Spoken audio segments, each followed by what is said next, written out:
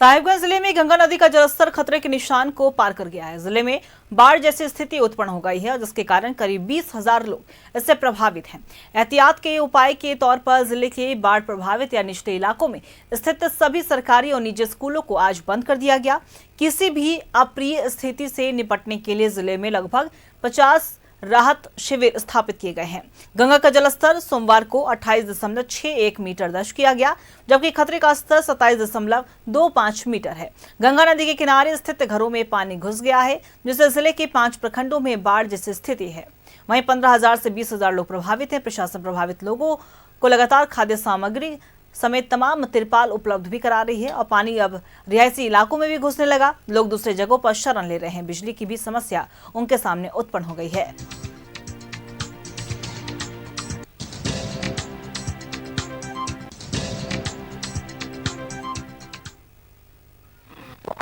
विभाग का काम है ना, तो कई बार हम कब आए हम।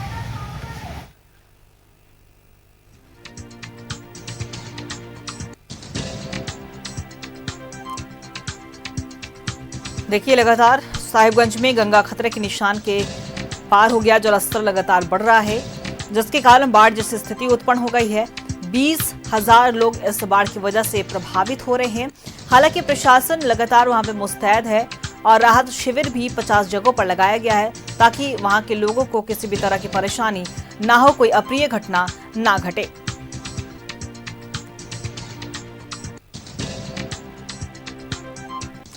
और इसी खबर पे और भी ज्यादा जानकारी के लिए हमारे सहयोगी सुधाकर हमारे साथ फोन लाइन में बने हुए हैं। सुधाकर, देखिए, साहिबगंज में गंगा नदी का जो जलस्तर वो लगातार बढ़ रहा है और गंगा खतरे के निशान के पार अब बह रही है। ऐसे में वहां के जो 20,000 जो आबादी वाले जो लोग हैं वो प्रभावित हैं। हालांकि प्रशासन मुस्तैद, राहत शिविर भी लगाया गया। फिलहाल क्या कुछ और तमाम जो सुविधाएं वहां पे उपलब्ध कराई जा रही है उन लोगों को जो इससे प्रभावित हुए हैं?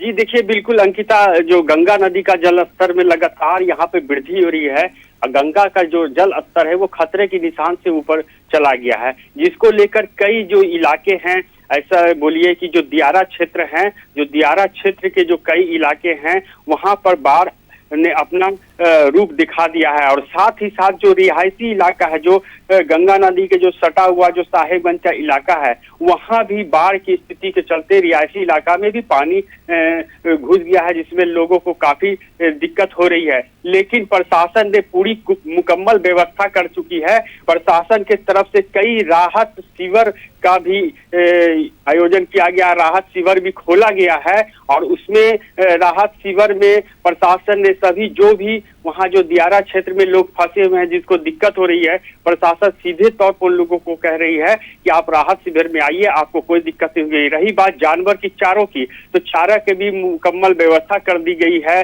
जो पशु है जिसको दिक्कत होती है, पशु के साथ जो जिला प्रशासन है ने ये भी कहा है कि आप पशु को भी लेके आइए। जो पशु के लिए अलग व्यवस्था की गई है कि वहाँ पर पशु रहेंगे, उसको चारा भी उपलब्ध करा दिया गया है।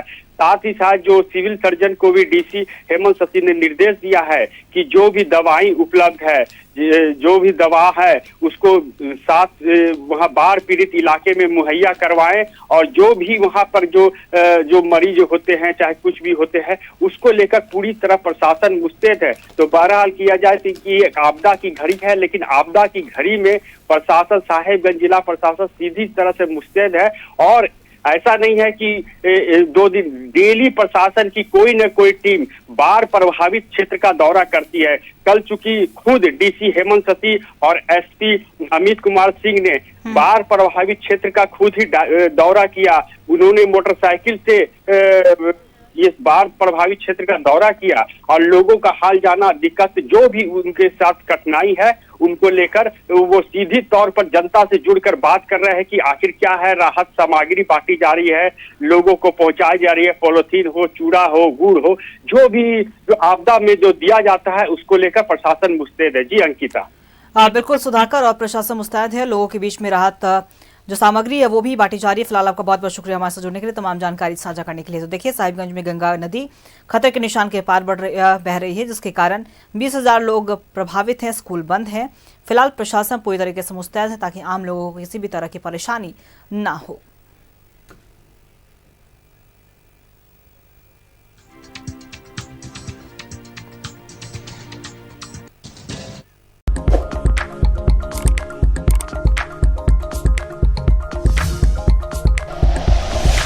Like and share videos, subscribe करें हमारा चैनल और प्रेस करें बेल आइकॉन। News 11 भारत, सच है तो दिखेगा।